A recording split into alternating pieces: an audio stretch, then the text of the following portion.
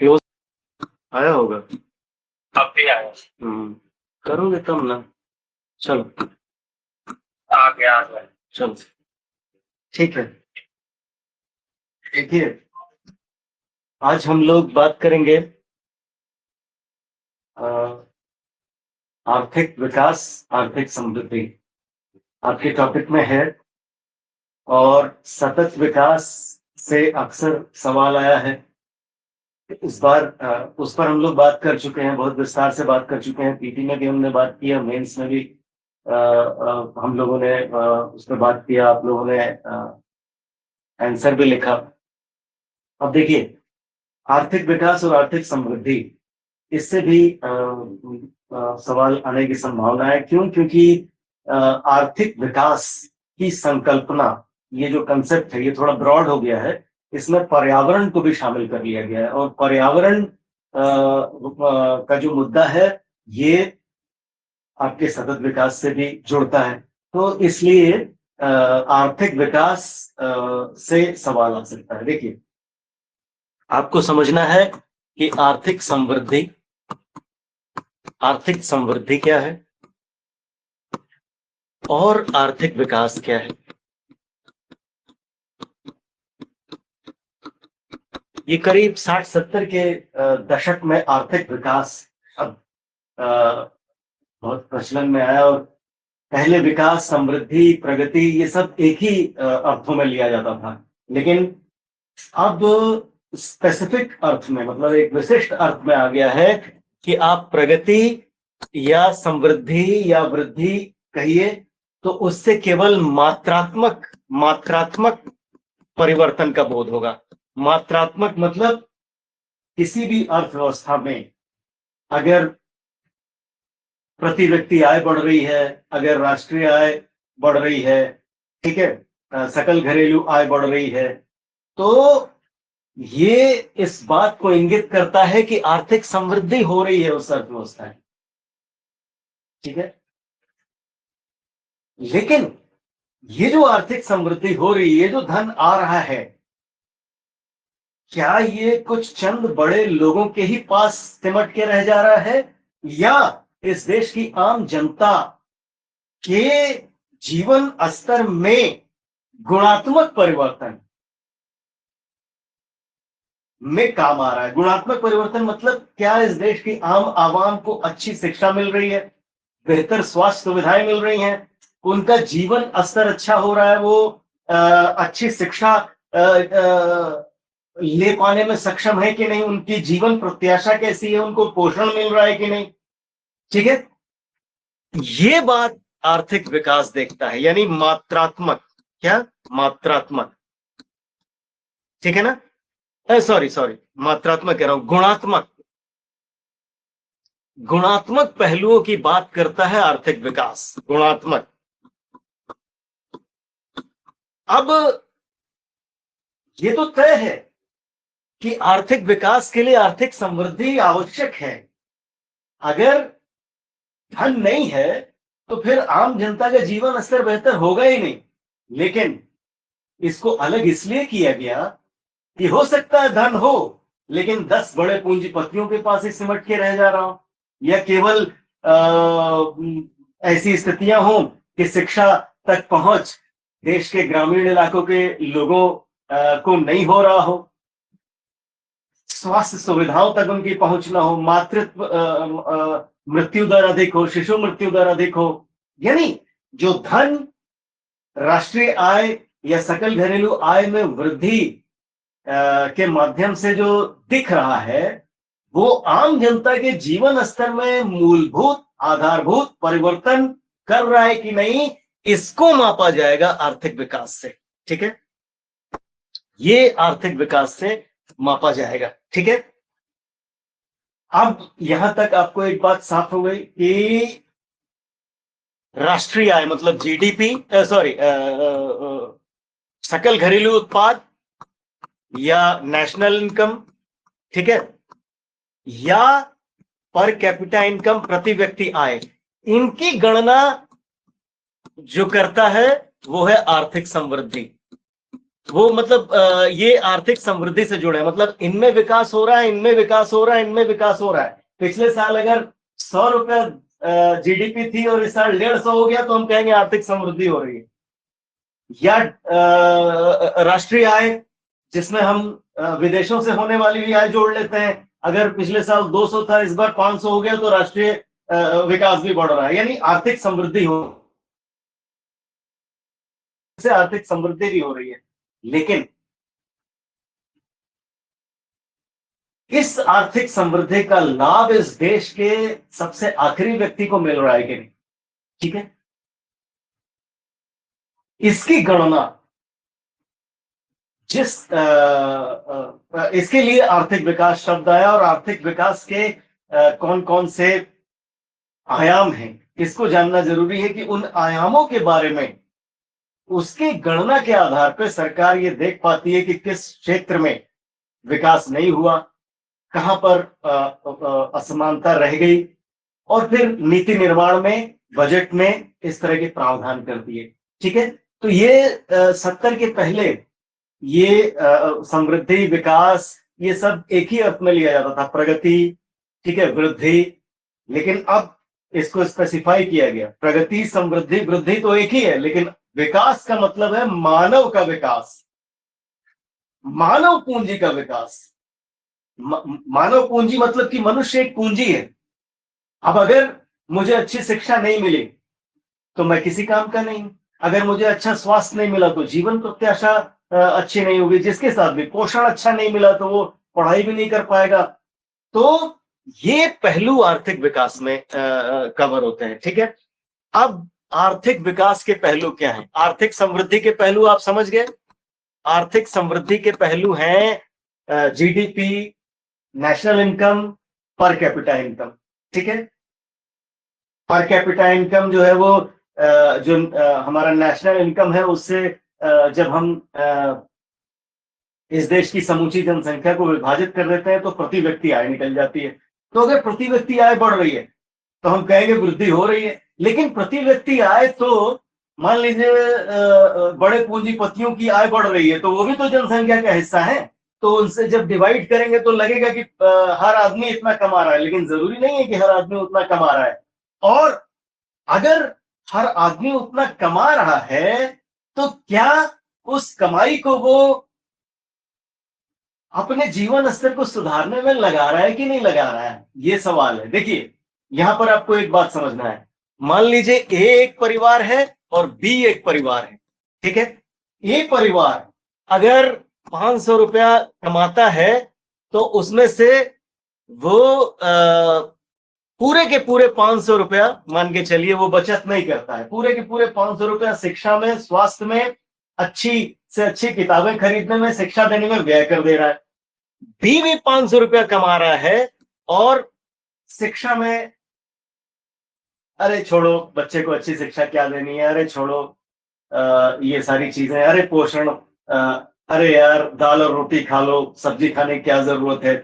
और इस तरह से ये 300 रुपया खर्च करके 200 रुपया बचा ले रहा है।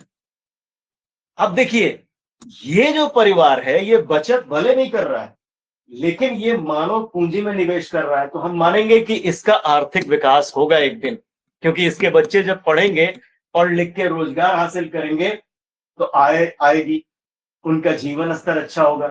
ठीक है, तो ये बात है। इसी तरह से देश के स्तर पर आप देखिए कि देश में अगर धन आ रहा है तो वो सामाजिक कल्याण में, लोगों के विकास में, महिलाओं के विकास में, बच्चों के विकास में, शिक्षा के विकास में, यानी लोगों की गुणवत्ता, लोगों के जीवन की गुणवत्ता में कितना, गुणवत्ता आप शब्द समझ रहे हैं ना। अगर किसी को प्रॉब्लम हो तो आप बोल भी सकते हैं, वहां से बोलने का भी ऑप्शन है। अमर, तुम आज नए जुड़े हो, तुम बोल भी सकते हो, मैसेज भी कर सकते हो अगर कोई बात नहीं समझ में आई, और बाद में भी मुझे पूछ सकते हो, मैसेज कर सकते हो, व्हाट्सएप कर सकते हो।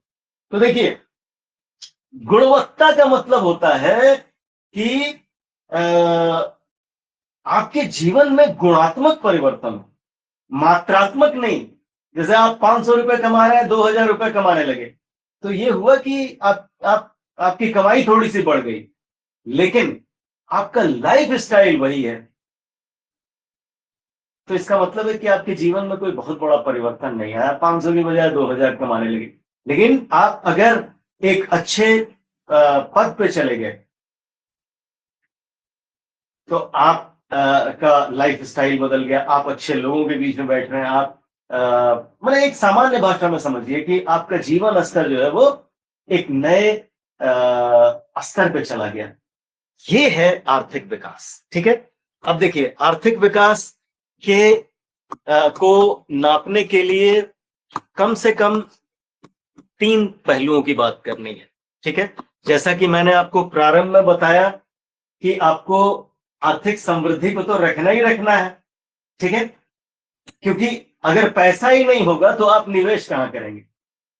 अगर धन होगा ही नहीं तो अच्छी अच्छी शिक्षण संस्थानें खुलेंगी कैसे? अगर धन होगा ही नहीं तो अच्छे अस्पताल, सस्ते इलाज करने वाले या सस्ती दवाओं पे अनुसंधान, ये सब होगा ही कैसे? तो आर्थिक पहलू तो है ही। ठीक है, लेकिन आर्थिक विकास, आर्थिक समृद्धि के साथ साथ सामाजिक विकास हो रहा है कि नहीं, ये देखना, और पर्यावरण का नुकसान कितना हो रहा है ये देखना। ठीक है, पर्यावरण, तो ये बातें आपको देखनी है कि अर्थव्यवस्था में जीडीपी, जीएनपी और national income, per capita income, ये तो बढ़ना ही चाहिए, क्योंकि धन आएगा तभी मनुष्य के ऊपर खर्च किया जाएगा। अब ये धन आ रहा है तो क्या सामाजिक क्षेत्रों में खर्च हो रहा है कि नहीं हो रहा है, एक बात ये देखना है। ठीक है, अब देखना है कि जो खर्चे किए जा रहे हैं वो पर्यावरण का कितना नुकसान कर रहे हैं। अगर आपने लोगों के जीवन स्तर को बेहतर बनाने के लिए पर्यावरण का विनाश करने का रास्ता चुन लिया तो इसका मतलब है अपने अपने आने वाली पीढ़ी के लिए आपने अच्छा रास्ता नहीं चुना।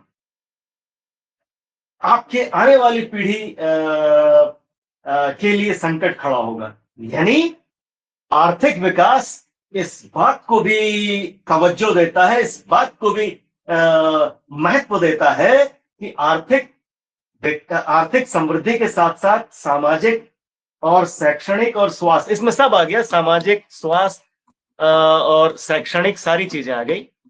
ठीक है,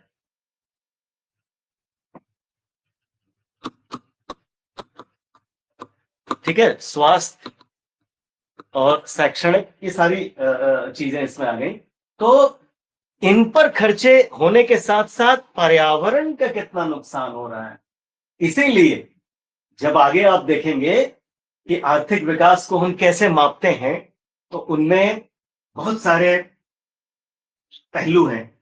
एक तो आर्थिक पहलू है, तो अब सामाजिक विकास को नापने के लिए कौन कौन से पहलू हैं, फिर पर्यावरण को निकालने के लिए एसडीजी गोल्स, मतलब सस्टेनेबल डेवलपमेंट गोल्स, यूएनडीपी ने और यूनाइटेड नेशंस ने तय किया। ठीक है, अलग अलग समय में कि कौन कौन से गोल्स को अचीव करना चाहिए, हासिल करना चाहिए किसी देश को अगर सतत विकास करना है। ठीक है, यहां तक मामला साफ है कि आर्थिक समृद्धि मतलब मात्रात्मक विकास, मतलब कि अगर किसी वर्ष 100 रुपया नेशनल इनकम थी तो इस साल 500 हो गई, तो इसका मतलब आर्थिक समृद्धि हो रही है। ठीक है, लेकिन आर्थिक विकास इस बात को इंगित करता है कि ये 400 रुपए जो बढ़ा, तो क्या इसने इस देश के आम आवाम के लोगों के शैक्षणिक स्तर पे, स्वास्थ्य के स्तर पे, रोजगार के स्तर पे और पर्यावरण के स्तर पे इस तरह का काम किया कि जिससे कि गुणात्मक परिवर्तन हो सके, उनका जीवन बेहतर हो सके? इसकी माप आर्थिक विकास करता है। यहां तक मामला मेरे हिसाब से तो ठीक है कि नहीं ब्रजेश? यहां तक मामला ठीक है। अब देखिए, जैसा कि मैंने आपको पहले बताया आर्थिक सूचक, तो आर्थिक सूचक में वही जीडीपी, जीएनपी, जीडीपी, जीएनपी और national income, per capita income, इसको देखते हैं हम लोग। ये पहला आर्थिक विकास को मापने के लिए पहला सूचक है आर्थिक सूचक। भाई रुपया होना चाहिए। बहुत सारे लोग सपने देखते हैं, सपने देखने से काम नहीं होगा। अगर आपको अच्छी शिक्षा अपने बच्चे को देनी है, खुद के लिए करनी है, तो पैसा होना चाहिए। ठीक है? तो या स्वास्थ्य बेहतर करना है तो धन होना चाहिए, सरकार के पास धन होना चाहिए कि वो निवेश कर सके। तो ये इसका आर्थिक पहलू है। सामाजिक क्षेत्र में क्या है, इसके इसके अंतर्गत और भी चीजें आ जाती हैं, जैसे जीडीपी हो गया, नेशनल इनकम हो गया, पर कैपिटा इनकम हो गया। उसके बाद हम देख लेते हैं कृषि क्षेत्र में उत्पादकता। अगर कृषि क्षेत्र में उत्पादकता बढ़ रही है, इसका मतलब है कि खाद्य सुरक्षा की स्थिति रहेगी, तो आदमी को कम से कम पोषण युक्त भोजन मिलेगा। आपके टॉपिक में खाद्य सुरक्षा भी है, खाद्य सुरक्षा भी हम लोग कर चुके थे और बहुत अच्छा उत्तर भी लिखा था एक दो बच्चों ने। तो कृषि उत्पादकता, अभी आप देख रहे होंगे ड्रोन के आधार पे और तमाम कृषि में बहुत ज्यादा प्रयोग किए जा रहे हैं कि उत्पादन बढ़े और पर्यावरण को नुकसान किए बिना विकास हो। यानी हरित क्रांति जो है उसने बड़ा नुकसान किया पर्यावरण का, और क्षेत्रीय असमानता भी पैदा हुई। तो अब हरित क्रांति की जगह वो सदाबहार क्रांति की बात हो रही है, सतत क्रांति की बात हो रही है कि मतलब ऐसी खेती की जाए कि उत्पादकता भूमि की वो बरकरार रहे। तो अब प्राकृतिक खेती पर जोर दिया जा रहा है। प्राकृतिक खेती के लिए प्रधानमंत्री की बहुत सारी योजनाएं हैं और तमाम बातें, वो हम अलग कृषि क्षेत्र में बात करेंगे। ठीक है? तीसरा हम देखते हैं कि औद्योगिक क्षेत्र में क्या विकास हो रहा है। अगर औद्योगिक क्षेत्र में अच्छा विकास हो रहा है तो इसका मतलब है कि इकोनॉमी साउंड है, लोगों को रोजगार अच्छी मात्रा में मिलने की संभावना है। ठीक है?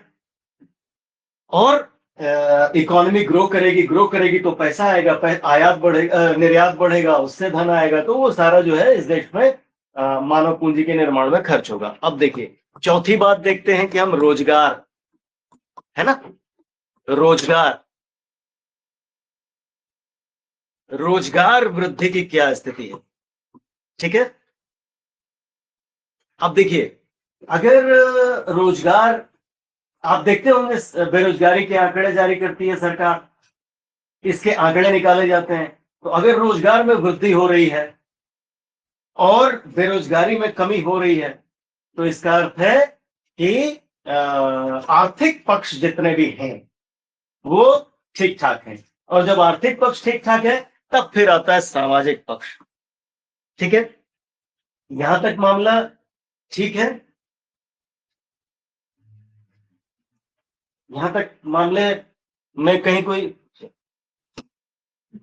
राजेश एक बार ग्रीन जीडीपी के बारे में बता दिया। अच्छा अच्छा, चलो देखो, ये हम जीडीपी में जब डिस्कस कर रहे थे उस समय हमने बात किया, हम एक बच्चे को राष्ट्रीय आय को लेकर समस्या है और मेंस में राष्ट्रीय आय क्या है और इसके आकलन की विधि क्या है, ये पूछ चुका है और रिपीट भी हो सकता है। तो कल हम राष्ट्रीय आय पर एक क्लास लेंगे और उसी में ग्रीन जीडीपी की भी बात करेंगे। ठीक है?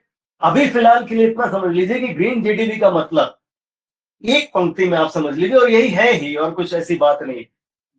अब उसका आकलन कैसे होता है और वो काम कैसे करता है, उसका वो एक अलग पहलू है। पर ग्रीन जीडीपी का मतलब है, जीडीपी आप समझते हैं, ग्रॉस डोमेस्टिक प्रोडक्ट, मतलब एक वित्तीय क्षेत्र में कितना उत्पादन भारत की मतलब किसी भी देश की भौगोलिक सीमा के अंदर जितना भी वस्तुओं और सेवाओं का उत्पादन होता है उसका मौद्रिक मूल्य जीडीपी होता है। ग्रीन जीडीपी का मतलब है कि ये जो सारा उत्पादन किया गया, इसमें पर्यावरण का कम से कम नुकसान करते हुए अगर ये उत्पादन हो रहा है तो इसका मतलब है कि ग्रीन जीडीपी। मतलब इसमें यह देखा जाता है पर्यावरण की क्षति कितनी हुई। पर्यावरण की क्षति कम हो रही है तो इसका मतलब है ग्रीन जीडीपी है, और अगर पर्यावरण की क्षति बढ़ रही है तो इसका मतलब जीडीपी है जो कि पर्यावरण का नुकसान कर रही है। ठीक है, इस पर हम लोग बाद में डिटेल में बात करें। अमर कुमार, क्या कह रहे हो अमर? ये मैसेज दे रहे हो, नाम बता रहे हो, कोई समस्या नहीं है? अभी तक तो मामला साफ है। आप देखिए, सामाजिक सूचक में क्या है? सामाजिक सूचक जो हैं, इंडिकेटर्स, सूचक, इंडिकेटर्स,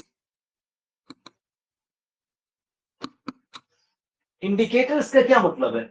जैसे डॉक्टर जो ब्लड का सैंपल लेता है, तो उस ब्लड के माध्यम से सारी चीजें पता चल जाती हैं कि शुगर का लेवल क्या है, आपके अंदर फैट का लेवल क्या है, और उससे कितने तरह, मतलब और भी जितने भी शरीर के अंदर, तो ये इंडिकेटर्स हैं कि अगर इतना से इतना तक अगर शुगर है तो ठीक है, इतना से इतना अगर एलडीए है, या और भी जो भी चीजें हैं, अगर वो एक निश्चित अमाउंट में है तो ठीक है, उससे ज्यादा है तो बॉर्डर लाइन है, उससे ज्यादा है तो खतरनाक है।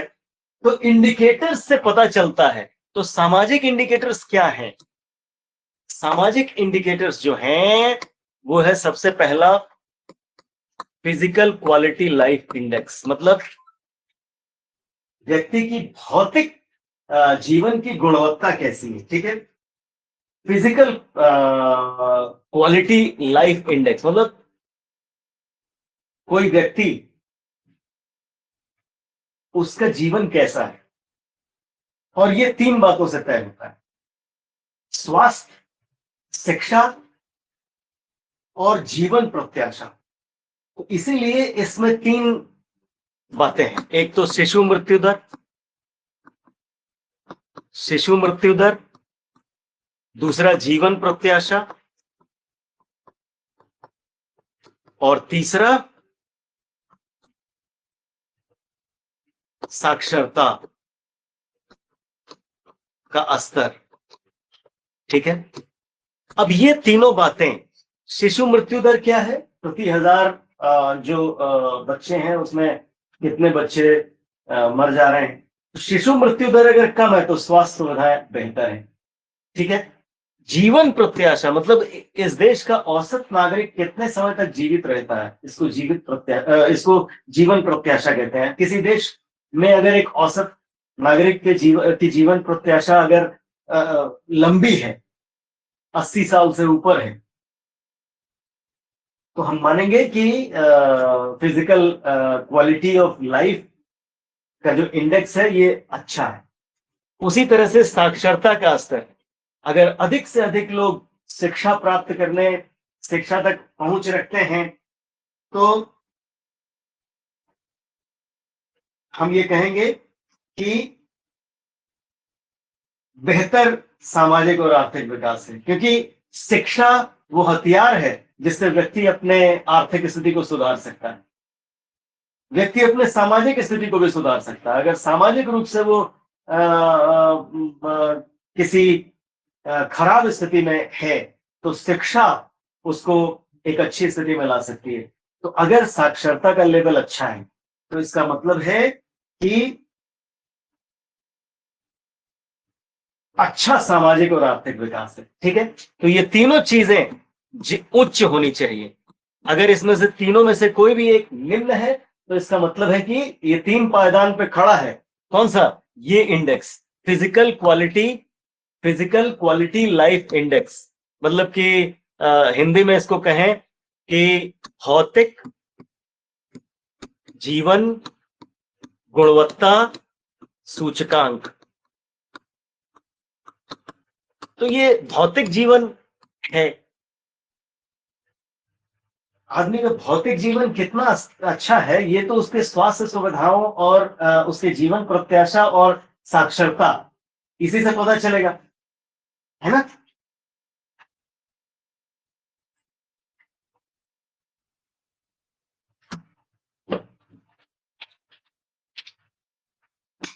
हालांकि ऐसे भी उदाहरण है कि साक्षरता का लेवल नहीं है और आदमी का भौतिक जीवन स्तर बहुत अच्छा है, लेकिन इसको हम बैलेंस्ड आर्थिक और सामाजिक विकास नहीं मानते। कोई आदमी बहुत बेहतरीन सूट कोट पैंट पहन के और चमचमाती गाड़ी से निकले और आपसे बात करने के लिए खड़ा हो और आप सोचें कि अरे वाह, ये आदमी कुछ बहुत बेहतरीन तरीके से बात करेगा, और वो अंगूठा दिखाया कि नहीं मैं तो ठेपा लगाऊंगा, तो क्या स्थिति होगी आप? तो कहने का मतलब है कि फिजिकल लाइफ क्वालिटी इंडेक्स में ये तीनों उच्च होने चाहिए। ठीक, अब देखिए फिजिकल, अब जब भी आप ये बात करेंगे तो आप इसके पॉजिटिव तत्वों की भी बात कर देंगे कि फिजिकल क्वालिटी लाइफ इंडेक्स को कैलकुलेट करना आसान है।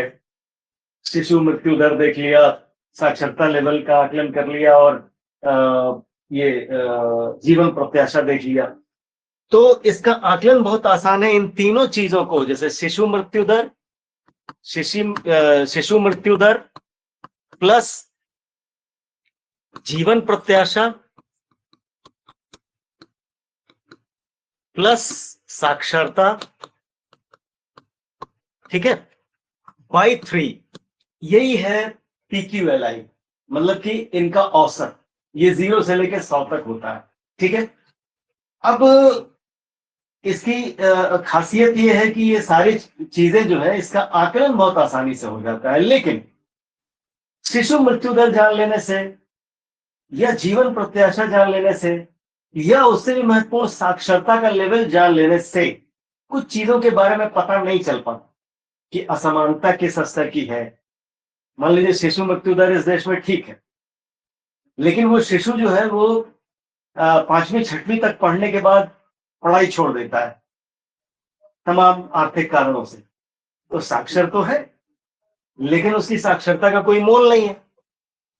तो इस तरह से असमानता के बारे में नहीं पता चल पाता, पर्यावरण के बारे में नहीं पता चल पाता, ये इसकी खामी है। तो इसलिए इसमें और भी कुछ चीजों को जोड़ा गया, और ये आपके सिलेबस में भी स्पष्ट तौर पे दिया हुआ है। जैसे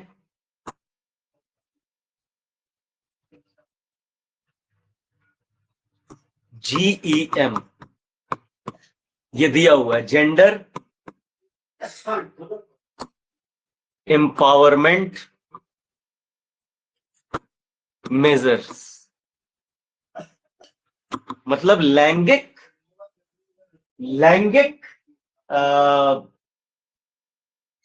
सशक्तिकरण माप। ये जैसे ये शिशु मृत्यु दर से तो ये पता चलता है कि अगर ये मतलब ये अगर कम है शिशु मृत्यु दर, तो इसका मतलब है कि बच्चे तो ठीक ठाक जन्म ले रहे हैं, लेकिन मातृ मृत्यु दर अगर अधिक हो तो क्या होगा? ठीक है, हालांकि उसके लिए अलग एक वो बनाया गया है, पर इसमें जो है इसमें ये देखा जाता है, इसमें 3 बातें कि राजनीतिक भागीदारी स्त्री की कितनी है। जैसे जीवन प्रत्याशा में तो सारे लोगों की औसत आयु का पता चल रहा है, लेकिन महिलाओं, जब हम आर्थिक विकास की बात कर रहे हैं और इसका मतलब है कि मानव पूंजी के विकास की बात कर रहे हैं, तो उसमें स्त्री और पुरुष दोनों आते हैं। तो क्या स्त्रियों की भी संसाधनों तक पहुंच पुरुषों के बराबर है या नहीं है, क्या है? तो देखिए, राजनीतिक भागीदारी और निर्णय लेने की क्षमता, ये इसमें देखते हैं निर्णय लेने की क्षमता। ठीक है, दूसरा देखते हैं आर्थिक भागीदारी और निर्णय लेने की क्षमता। ठीक है, और तीसरा आर्थिक संसाधनों पर अधिकार।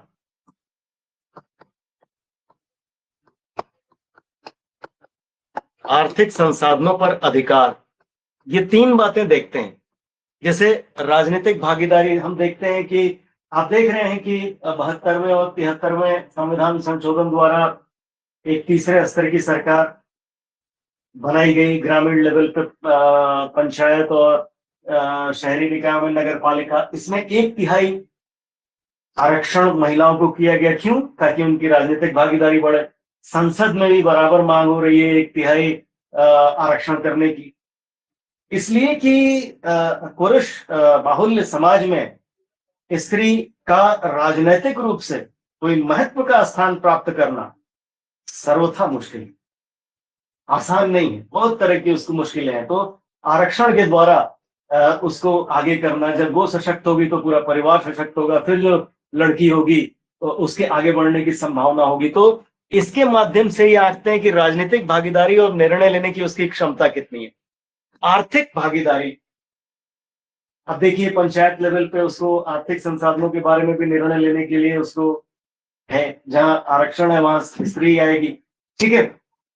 तो और ये देखना है कि ये पूरा आकलन किया जाता है कि देश में जितने भी पद हैं, प्रबंधकों के पद हैं, बैंक में पद है या जितने भी जगह हैं, उसमें महिलाओं की क्या भागीदारी है, ठीक है।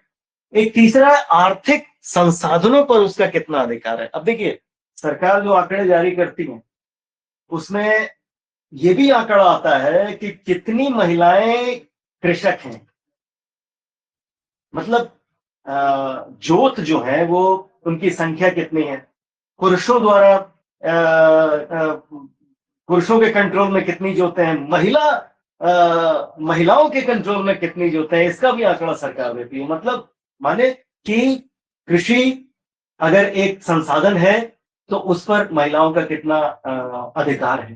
तो इससे हम जेम, मतलब कि लैंगिक सशक्तिकरण माप, इससे हमको ये पता चलता है कि स्त्री और पुरुष के बीच विषमता कितनी है, और इस जानकारी के आधार पर नीति निर्माण में मदद मिलता है। आपको इसके सबके बारे में कुछ कुछ बताते रहना है कि जेम ये है और इसकी इससे फायदा क्या है, इससे आपको ये फायदा होता है कि असमानता, स्त्री और पुरुष के बीच असमानता के लेवल का, उसके स्तर का पता चलता है। तत्पश्चात नीति निर्माण करने में सरकार को मदद मिलती है। आप देखते होंगे जब बजट पूछा है एक बार सवाल कि बजट के सिद्धांत क्या है और विभिन्न प्रकार के बजट क्या हैं, तो विभिन्न प्रकार के बजट में एक बजट लैंगिक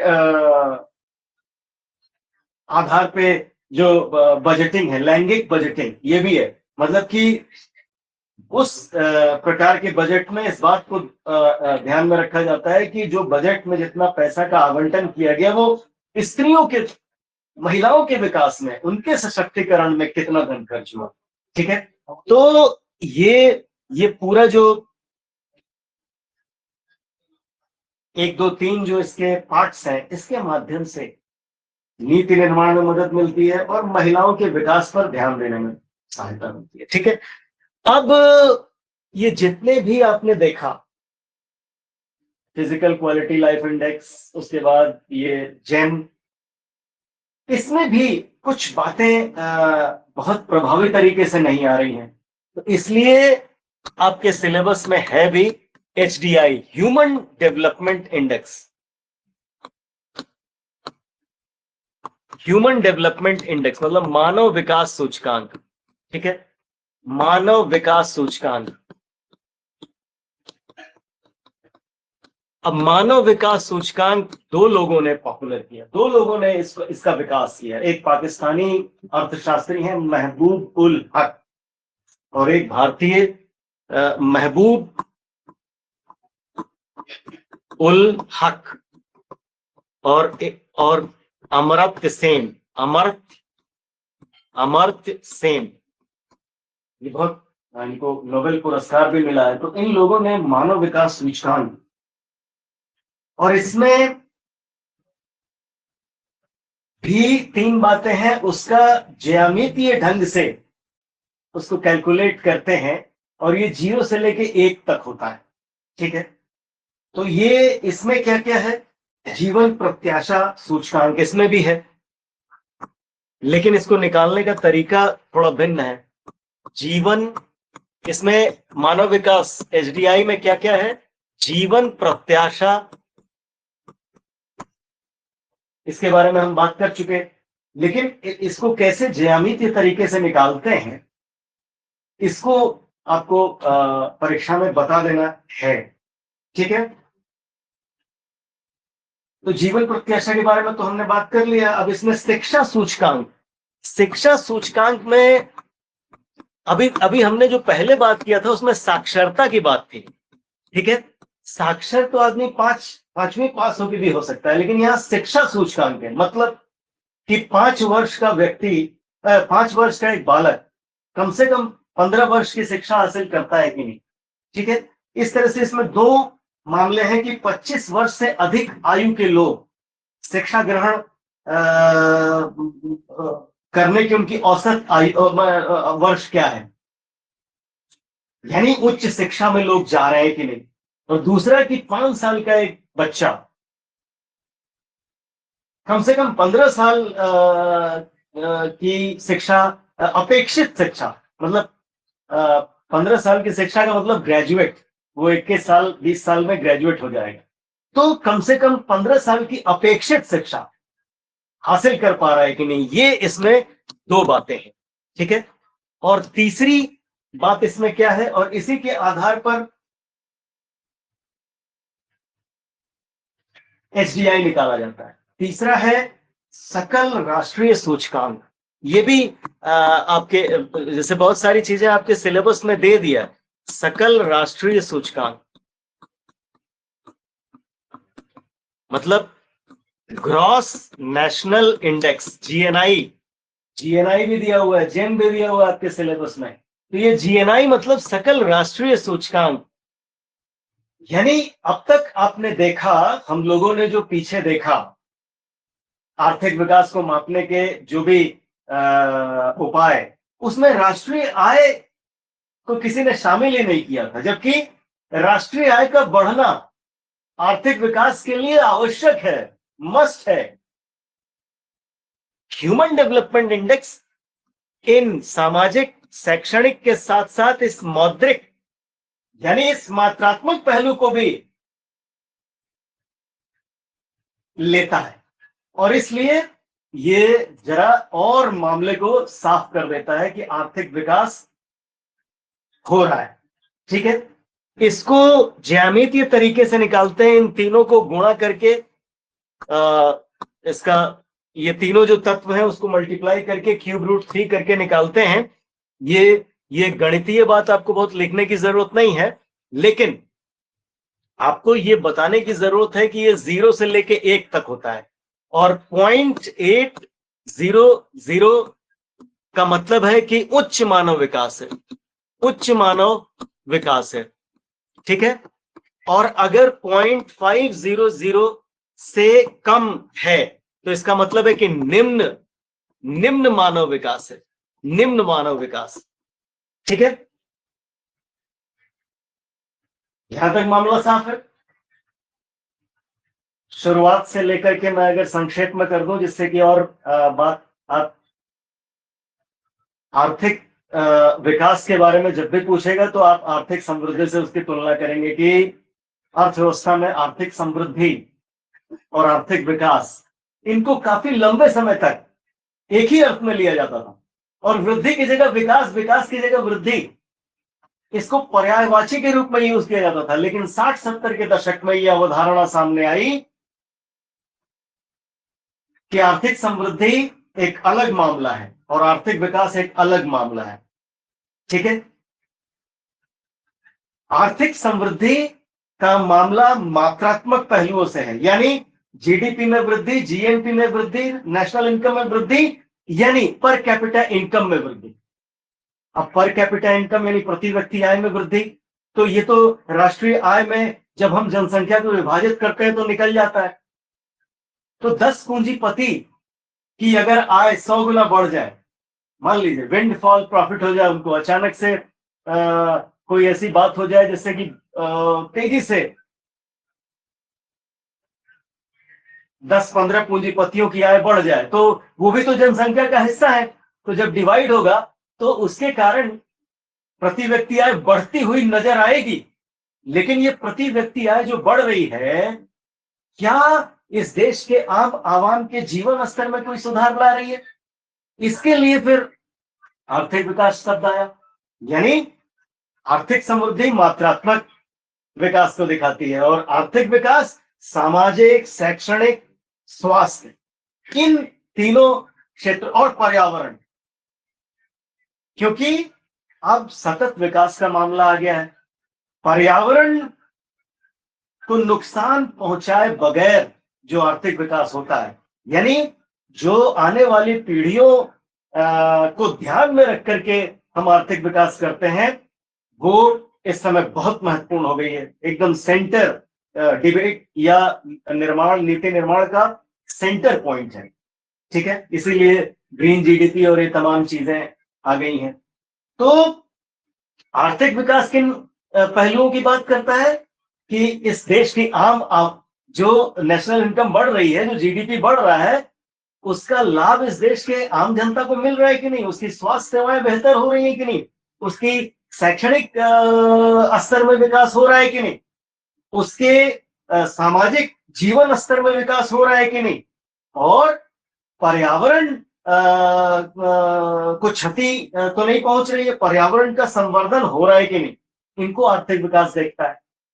ठीक है, एक पंक्ति में अगर कहना चाहे तो आर्थिक समृद्धि बराबर अर्थव्यवस्था की मात्रात्मक वृद्धि, आर्थिक विकास बराबर अर्थव्यवस्था की गुणात्मक वृद्धि। ठीक, उसको कैलकुलेट करने के लिए, उसको जानने के लिए ये बड़ा मुश्किल काम है। देखिए, मात्रात्मक पहलू को जानना आसान है। इस साल पूरे देश में जितने भी सेवाओं और जितने भी वस्तुओं का उत्पादन हुआ, उसका योग कर लीजिए तो जीडीपी निकल जाएगा। और भारत के बाहर रहने वाले भारतीयों ने जो उत्पादन किया उसको जोड़ दीजिए तो जीएनपी निकल जाएगा। इसका आकलन आसान है, लेकिन मानव पूंजी का निर्माण, इसका आकलन जरा कठिन है। और इसके लिए अलग अलग समय में अलग अलग मानक बनाए गए।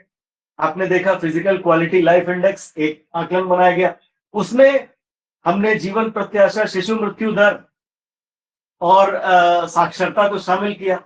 तो पता चला कि यार, साक्षरता तो आदमी 5 साल की उम्र, मतलब 5 साल अगर पढ़ाई कर ले, 7वीं 8वीं के बाद पढ़ाई छोड़ दे तो साक्षर तो है, साइन तो कर ही सकता है। लेकिन 5 6 7 क्लास तक पढ़ने वाला व्यक्ति कोई अच्छा रोजगार हासिल कर लेगा, इस बात की संभावना बहुत कम है। तो इसलिए साक्षरता से व्यक्ति के जीवन स्तर में सुधार का पता नहीं चलता। ठीक उसी तरह से फिजिकल क्वालिटी लाइफ इंडेक्स से शिशु मृत्यु दर के कम होने का पता तो चलता है, लेकिन स्त्रियों की स्थिति कैसी है इसका पता नहीं चलता।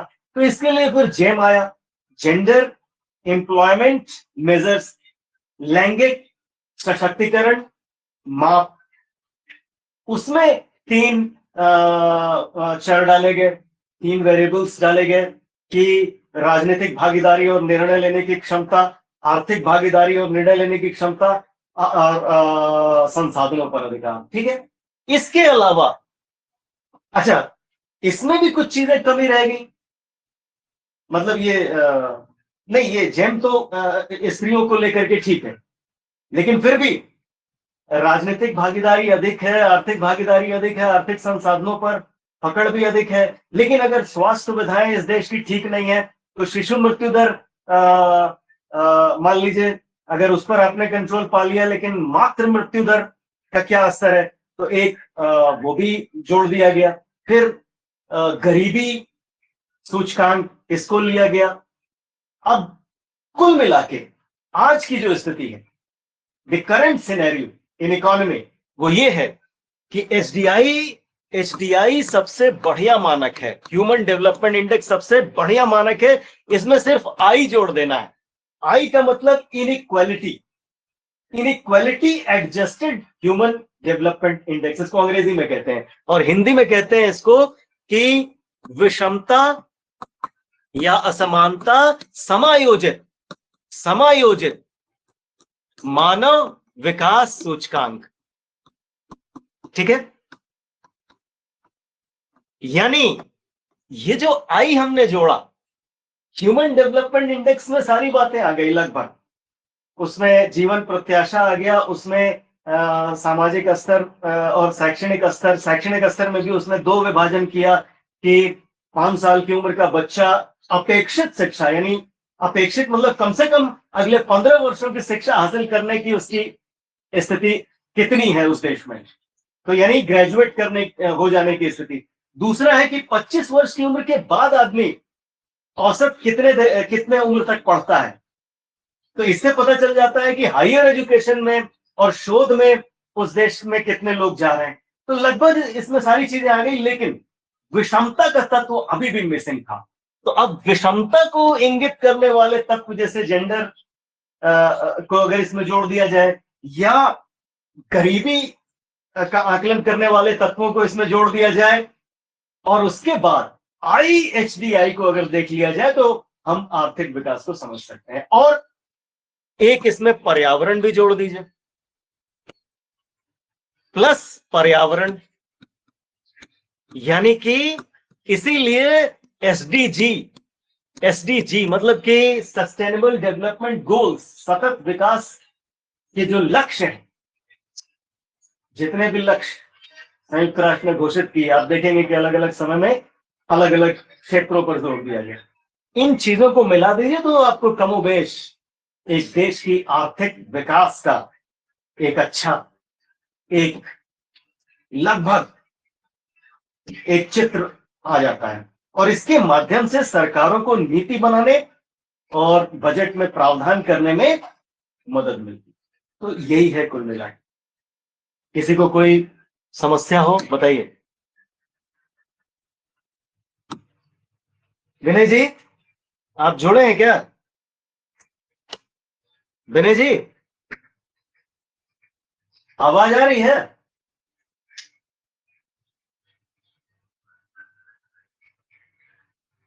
अंकित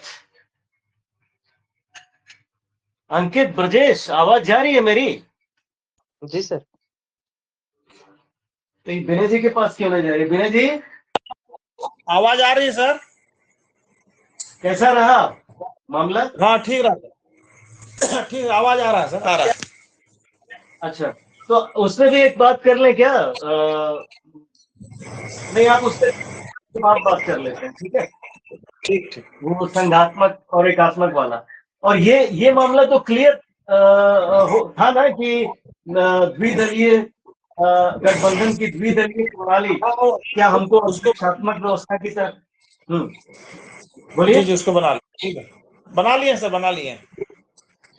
ये द्विदलीय हमको अध्यक्षात्मक की ओर ले जा रही है, ये भी बना लिया ना? हाँ जी जी। तो ठीक है, चलिए हम अभी ब्रेक करते हैं, उसके बाद बात करते हैं। ब्रजेश, कोई समस्या? हेलो, हाँ ब्रजेश, ठीक है ना? एक बार जो स्रोत होगा उससे पढ़ लेना, ठीक है? चलिए।